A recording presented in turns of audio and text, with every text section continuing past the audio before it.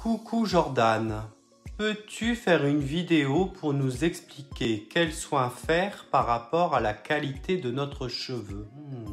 Mais c'est une idée géniale! Comment bien choisir mon soin pour mon cheveu?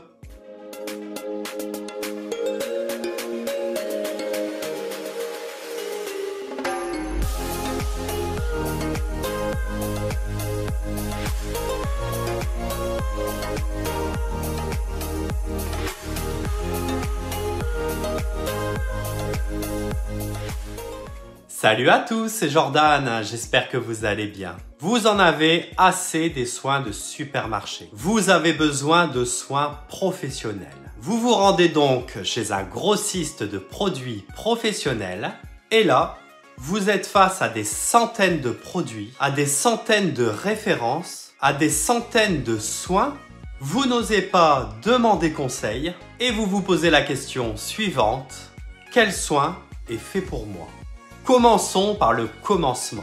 On ne choisit pas un soin par rapport à son packaging. On ne choisit pas un soin par rapport à sa marque. On choisit un soin par rapport à son cheveu. Mais c'est quoi mon cheveu? Ça m'a pris du temps, mais pour vous, j'ai créé une fiche personnalisée en 6 points pour connaître votre cheveu et associer le bon soin à celui-ci. Prenez un stylo et une feuille et notez à chaque fois la lettre associée à votre cas. Premier point, on va parler de la nature de votre cuir chevelu. Celui-ci est normal, notez un petit A. Celui-ci est gras, notez un petit E. Il est sec, notez un petit C. Deuxième point, parlons de l'état de votre cuir chevelu. Celui-ci est sain, notez un petit A. Pelliculeux, un petit E. Irrité, rouge, un petit C. Troisième point, la nature de vos cheveux. Vos cheveux sont fins, un petit E. Normaux, un petit B. Épais, un petit C. Quatrième point, l'état de vos cheveux. Ils sont sains, un petit A. Sec, un petit B. Très sec, un petit C. Ultra poreux? Alors, quand je dis ultra poreux, en langage familier, ça veut dire pourri, balai brosse, ballot de paille ou crâne cheval? Et du coup, c'est la lettre D. Cinquième point, votre type de cheveux. Naturel, un petit A. Coloré, un petit B. Méché, un petit C. Décoloré total, un D. Dernier point, l'ethnie de vos cheveux. Asiatique, c'est le A. Caucasien, le B. Caucasien, c'est européen. Et africain, c'est le C. Et voilà, le test est terminé.